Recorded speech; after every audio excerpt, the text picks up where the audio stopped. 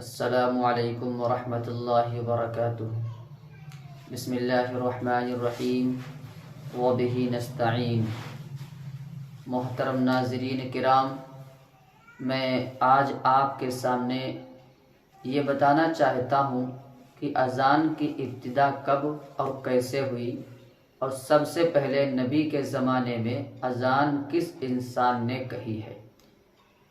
یہ جاننا چاہیے کہ سن 1 ہجری میں جب اللہ کے نبی صلی اللہ علیہ وسلم اور صحابہ کرام مکہ جیسی مقدس جگہ چھوڑ کر کے مدینہ تشریف لائے، یعنی ہجرت کر کے، تو سن 1 ہجری میں جب جماعت کا نمبر آتا، نماز کی ادائیگی کا وقت ہوتا، تو صحابہ کرام کے لیے پریشانی محسوس ہوئی کہ کوئی ایسا طریقہ، کوئی ایسی بات قائم کی جائے جس سے نماز سے پہلے لوگوں کو آگاہ کیا جائے۔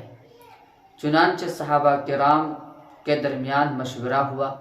اللہ کے نبی صلی اللہ علیہ وسلم موجود تھے، لوگوں نے اپنی رائے دی۔ کسی نے یہ کہا کہ بوق یعنی بغل بجا دینے کا مشورہ دیا۔ اللہ کے نبی صلی اللہ علیہ وسلم نے اس کو ناپسند فرمایا، کیونکہ یہودیوں سے اس کی مشابہت ہوتی ہے۔ کسی نے کہا کہ ناقوس بجا دیا جائے، کسی نے کہا کہ آگ جلا دی جائے، کسی نے یہ بتایا کہ جھنڈا بلند کر دیا جائے۔ الغرض مختلف رائے تھی، لیکن اللہ کے نبی صلی اللہ علیہ وسلم نے کسی کی رائے کو ناپسند کیا۔ ہر ایک کی رائے کو ناپسند کرنے کے بعد کہا کہ سوچ سمجھ کے کل مشورہ لیا جائے گا۔ اسی درمیان میں ایک صحابی ہیں حضرت عبداللہ بن زید بن عبد ربہ، انہوں نے اپنا خواب بیان کیا۔ وہ خواب یہ کہ رات میں دیکھا کہ 2 سبز کپڑا پہنے ہوئے ایک انسان آئے ان کے خواب میں، اور ان کے ہاتھ میں ناقوس تھا۔ جب انہوں نے دیکھا کہ یہ ناقوس ہاتھ میں ہے تو کہنے لگے یہ ناقوس ہمیں دے دو اور اس کے ذریعے سے ہم لوگوں کو جمع کریں گے نماز کے لیے۔ تو انہوں نے کہا کہ اس سے بہتر ہم کلمات تم کو سکھلانا چاہتے ہیں، وہ یاد کر لو اور اسی طریقے سے لوگوں کو جمع کرنا۔ بہرحال انہوں نے جو الفاظ سکھلائے وہ الفاظ تھے اذان کے۔ جب اللہ کے نبی صلی اللہ علیہ وسلم کے دربار میں پہنچے، تہجد کا وقت تھا، جو خواب دیکھا وہ خواب بیان کیا۔ تو اللہ کے نبی صلی اللہ علیہ وسلم نے کہا کہ حضرت بلال کو بلایا جائے اور ان سے کہا جائے کہ اذان فجر ادا کریں، یعنی فجر کی اذان سب سے پہلے ادا کریں۔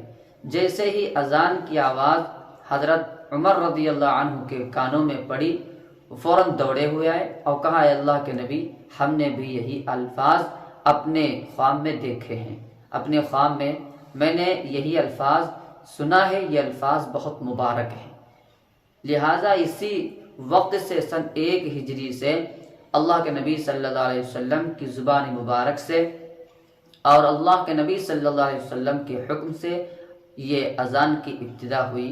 چنانچہ اللہ کے نبی صلی اللہ علیہ وسلم کے جو خاص مؤذن حضرت بلال رضی اللہ تعالی عنہ نے سب سے پہلے فجر کی اذان کہی، اور اس کے بعد فجر کی نماز میں الصلاۃ خیر من النوم، یہ الفاظ حضرت بلال رضی اللہ تعالی عنہ نے اپنی طرف سے بڑھایا۔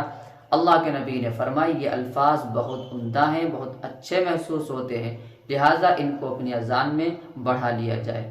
تو جاننا چاہیے کہ سن 1 ہجری میں سب سے پہلے اللہ کے نبی صلی اللہ علیہ وسلم کے چہیتے صحابی اور مؤذن حضرت بلال رضی اللہ تعالی عنہ نے فجر کی اذان کہی، جو حضرت بلال رضی اللہ تعالی عنہ نے ہمیشہ اللہ کے نبی صلی اللہ علیہ وسلم کے زمانے میں اذان کہی۔